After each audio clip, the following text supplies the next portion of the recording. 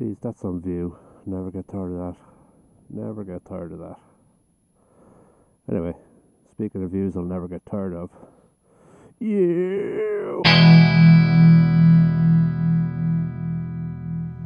Oh yes, new bike reveal. Here we go. Welcome to the 2018 KTM 1290 Super Adventure S. This is my new bike. My new bike. Brand new, registered to me. All good. And so it's a Saturday morning and I'm out putting miles up on it. It's doing its run in at the moment. After 1,000 kilometers it'll go back in for its first service and to get a few other bits done to it. Yes, and at the risk of seeming obnoxious, since people do ask me what do I think of it, I'm like a fucking dog with two Mickeys here. This is a fantastic bike. We were away at the EIGMA show in Milan and we were sort of, myself and Graham, we were sort of looking at bikes and saying like, oh, having a proper sit up on them and, you know, looking at things and having a discussion and etc. And I think we were both sort of thinking we'd change our bikes over the next 6 to 12 months. And we both sort of, I think we both sort of settled on this bike as the winner for both of us actually. And we're actually fairly different kinds of riders. Neither of us are mad fucking racing bastards, although he'll say he is. Sorry Graham, you're old. And we're both sort of sensible riders, but we like to fucking push it the odd time. He's much faster than I am.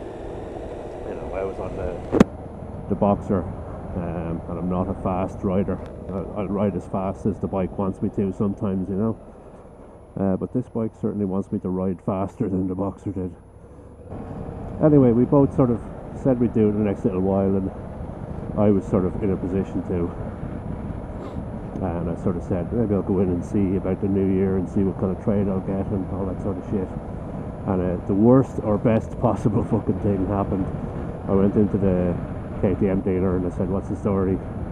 This is what I'm looking at. This is what I have. And two things happened. One is your man came back and gave me, or went to give me, more than I wanted for trade on the RS. You know, I had a number in mind and he beat it basically. I'm like, fuck. I mean, fuck good, but maybe fuck bad. And as well, this thing was just sitting there in the showroom, unregistered, never been even had its battery put in, ready to roll out. Both of those things, the stars kind of aligned, and I was all set up to be like, oh yeah, I'm going to order the bike, it'll be here in 6 or 8 weeks, and just in time for the new year, and I'll get going in the new year. But no, I went in on a Tuesday. Your man basically rang me on Wednesday and said, here's the deal, this is what we'll do. I sent you an email, we'll put that in writing, you come in and pick up the bike on Friday. I'm like, what? So I'm like, fuck, okay, alright, fuck it. You only live once, you'll be a long time dead. So I pulled the trigger. And so I had a very sort of a rushed, slightly rushed goodbye to the RS, as I said in the last video. So the RS is gone.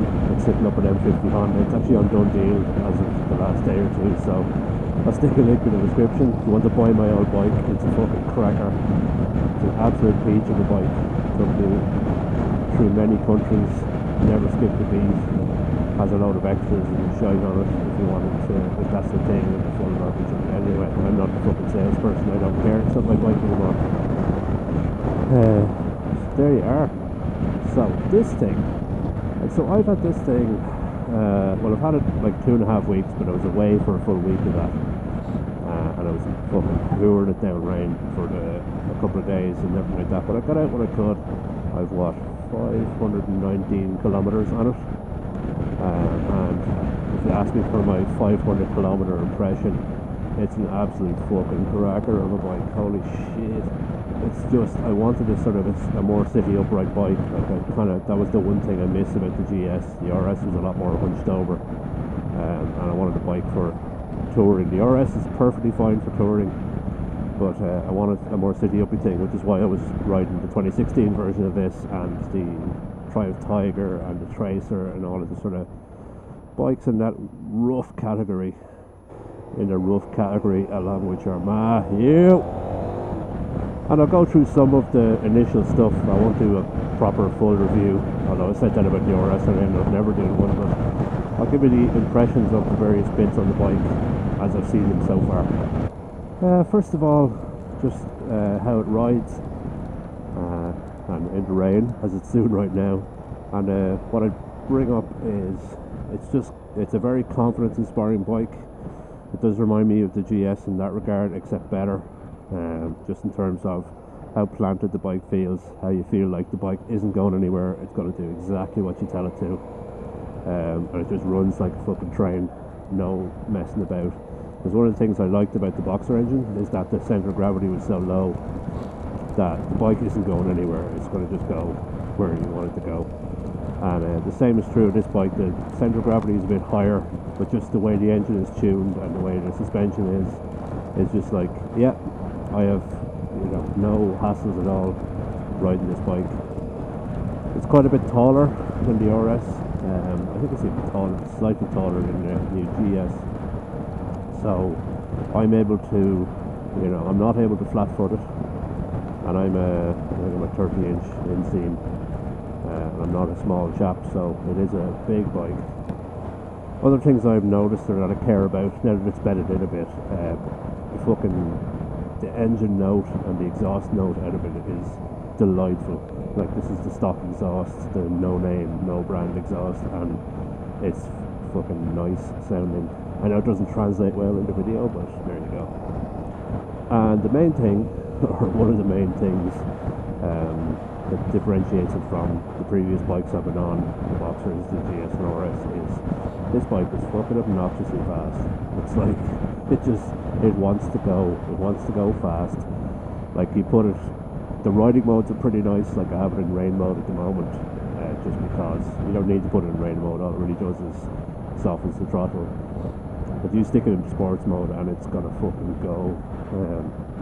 I know it's me riding it, but it really does encourage fucking hooliganism. It's a fucking fast bike. And that's in the first 500k, and the thing is, in the first 500k, this thing redlines it's at 6k RPM, and actually it's so fucking Gucci, if you see the dashboard there, that it just automatically adjusts. If the mileage is less than 1,000, it actually redlines at 6k. It's like, no, don't rev me any harder. And so that's kind of a nice Gucci feature. I'm assuming automatically at 1,000 it just goes, yeah, whatever, do what you like now. And speaking of Gucci and niceness and technical bits, that's a category, that's what I'd call the category, Gucci and niceness and technical bits. This dash is fucking sex. It's just lovely. Just having everything sitting there that you want sitting there in front of you.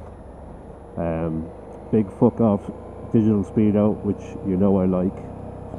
Big fuck off digital rev counter, which is very nice. I actually only realised that the way I had the dash set up on the RS is that I didn't have a rev counter in front of me. I just was going by feel and etc. And being able to see the rev counter and see what I'm doing is might help a little bit subconsciously, but it's nice to have it there. I'm going to do a proper video on the dash and all the functions and all the fucking bells and whistles, because there's a whole fucking video in and of itself in that. And I don't think anybody's done a proper, comprehensive, like, all the fucking dashboard features. There's loads of YouTube videos of, like, here's how you do X on the KTM dash. And I'm like, yeah, tell me how to do fucking everything. Like, I'm looking at buying this bike. And especially in Ireland, if I can go off on a tangent for a second, which I can, I bought this bike without ever having a play with the dash, because the way the dealer was set up was, the bike was sitting there in the showroom with no battery in it, and they just sort of went, yeah, these bikes are for selling and we're not putting a battery in it because we're just not, and you can make of that what you will. They were sound other than that, but they were like, listen, these are fresh out of the box, they're not even registered, we're not putting a battery in them, they're not demo bikes. So that was a bit annoying. But it would have really helped if there was a video with the actual, all the dash functions and what they do, what the story is. So, there you go. Other Gucci-ness, there's very normal-ish stuff on here that you can look up elsewhere. You know, good suspension, traction control, ABS, rider modes, heated grips, all sorts of messing about. Quick shifter, the quick shifter is fucking savage. I think it's better than the one on the BMW. I've used two BMW quick shifters, the one on my bike, the RS, which, because it's the Boxer, it's going to be a bit clunky, especially first and second. And I've used the one on Graham's bike, the S1000RR, which is basically like pressing a button. It's like press the button and shift, like you're mad. And this one is like, you definitely feel like you're shifting it, but there's no resistance. It's, as far as I know, which I've read, is that it's a software quick shifter. And what that means is that all the bikes leave the factory, every single one of them, with all the sort of physical bits you need to have a quick shifter. You know, the quick shifter is like fly-by-wire, and they activate it in the dash, in the software, which seems a bit scabby because the travel pack, if you're looking up this bike in detail, the travel pack, all it really is they connect to the dashboard with the diag and turn on a bunch of features, and that's it. 700 quid, please. So the travel pack, I think, is the quick shifter and the hill start and a couple of other bits. Which seems a bit weird, you know. If you can just turn them on, why not just fucking turn them on? But anyway, they got to make their money somehow.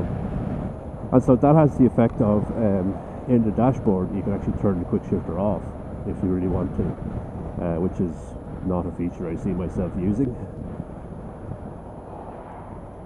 One feature I do see myself turning off, I haven't turned it off yet because I'm still giving it a chance, is the hill start, which also comes in the travel pack. Hill start is essentially if you come to a stop on a slope going upwards but not downwards, and you stick your hand on the brake or your foot on the back brake, the brake stays on until you give it throttle and go to pull off. So essentially it means you don't have to sit there. You don't have to do hill starts, right? Hill starts can be challenging to a learner or to a small person on a big bike, or you know, if you're riding the clutch and you're relying on it to get going, like if you're two up and you have all your luggage on, you really don't want to be fucking stalling it on a hill. I haven't found myself needing it, and there's two things I don't like about it. First thing is that, so when the hill start is on, it tells you it's on by flashing the traction control light, which gives me a little fucking heart attack whenever I look down, because, you know, as a motorist, either car or motorbike, I'm conditioned to have a small heart attack if I see a flashing or non-flashing orange light on my dashboard. I look down and I go, oh fuck, what's up? And it turns out it's just a hill start. And so I'm sitting at lights and then suddenly I see a flashing light on my dash and I'm like, fuck, and I'm like, oh yeah, it's a thing. So it's something you could get used to, but it's the exact same light on the dashboard that means you're losing traction. You know, you're skidding and about to fucking crash, maybe. So I don't like that about it. Other thing I don't like about it is that it's a tiny smidge too late releasing the brake. So I find with the throttle I have to actually fight the brake very, very, very briefly. You know, so the brake is on and you have to sort of, you know, push against the brake, and I just don't like doing it. You know, it's just a preference thing. It's just I don't like that I have to do that pulling off on a bike. I feel like I'm fighting against the brakes. It's not something you should find yourself doing, you know. Yeah, see it. I did it again. I looked down and it was like, oh fuck, what's going on? Yeah, that's getting turned off, I think. Fucking everybody in those apartments is having toast. Or one person is having a lot of toast.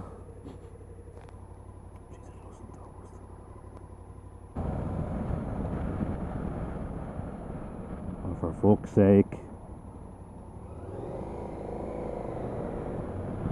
Anyway, if you twisted my arm and told me to tell you what I don't like as much about this bike, then you have a think. The screen is okay, but not great. It'll probably bed in, but it's a pain in the bollocks to adjust.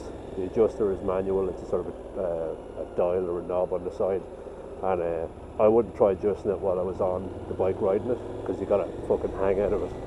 So maybe I can lube it up, or otherwise just use it a bunch so that it softens up a bit. But that's my first world problem. The hill start, as I've mentioned, probably a nice feature for some people, but comes as part of a pack. I don't know if you can buy it on its own, but I would not recommend it unless you knew you liked it from a previous bike or what have you. Third thing is possibly a bit me specific, is the seat itself is it's not that it's uncomfortable, it's just that on a couple of times where I've been up on the bike for more than a couple of hours, it starts getting a bit hard. Now, I have a big bony fat arse, so that kind of makes it maybe specific to me or people like me, but it's certainly not as comfortable a seat as the RS or the GS. I don't think it's supposed to be because it's a kind of a sportier bike, but the one extra I see myself getting aside from luggage when it comes time to touring is a softer seat, or get one of those, cushions, or some other fucking outlet device. Aside from that, I have very few complaints. I'm obnoxiously happy with this bike.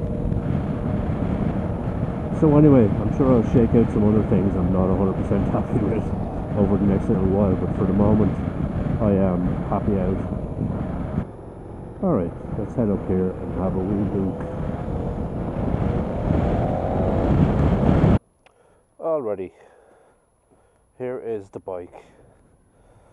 So there's the front of the bike. That's a front of a bike that splits opinions on whether you think it's nice looking. I don't have a very strong opinion. I think it's a bit funny looking, but it doesn't turn me off. Certainly when the lights are on, I'll show you the lights on in a second. It's pretty nice looking headlights on the front, unusual looking, which is what you want.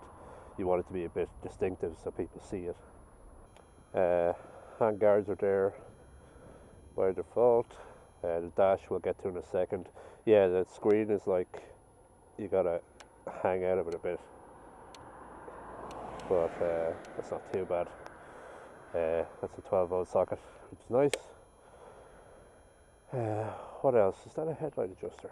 Oh yeah, it looks like you can adjust the headlights with just a turning knob, which is pretty nice. Engine bars are extra, but they went on handy enough. Chain drive, which is the one thing I'm a little disappointed in, coming from two shaft drive bikes. I have to actually lube the chain and start doing that shit again, which fuck it, I can deal with it. The centre stand is very small things. The centre stand, it's very easy to get this bike up on the centre stand. The centre stand doesn't go up very high, and it's quite wide, and it's very planted, so that's nice for if you have issues getting bikes up on centre stands for whatever reason. There is the arse of it. The can itself, standard generic end can. The cool thing about the luggage rack is that it actually goes through the bike. There's two sort of rails here, and you put them on them, and they're attached to each other through the bike, so there's actually give there, so that the luggage isn't just sitting there hanging off the bike. It actually moves with the bike a little bit, which I assume they've done wind tunnel tests and shit, and it actually works out nicely, so that's good. There you go, LC8 engine, which I think is the same engine in the RC8R and other bigger bikes, so that's it. The mirrors are nice. I enjoy having the big fuck off mirrors up on the bars after coming off the RS. As you know, I didn't really like the mirrors on the RS, but these are decent mirrors. So it's a keyless ride, so I just keep the key about my person, which is good. And one slight annoyance, let's add a slight annoyance, is the factory alarm, or the sort of alarm that KTM supply and that I have fitted to this bike comes with a fob, so you have to actually take the fob out of your pocket and turn the alarm on and off, but it's not too bad. So otherwise it's keyless. You just get within 1.5 meters of the dash and you go bump, and it says ready to race, and it flashes the hazards for some reason. Yeah, it tells you when the side stand is down, which is, I don't know, some sort of feature.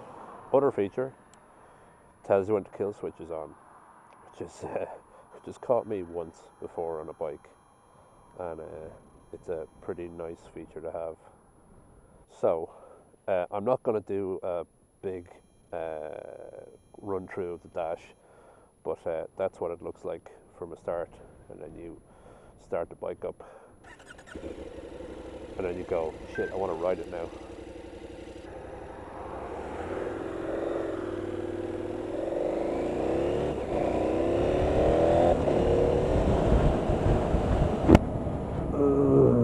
Not going to get tired of that for a while.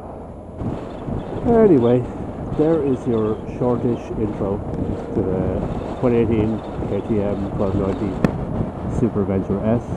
There's a rainbow, just to cap the whole thing off. Didn't script that, just the props department pulled that off at the last minute. I'm sure you'll be seeing a lot more of this bike over the next little while if I ever record a video again.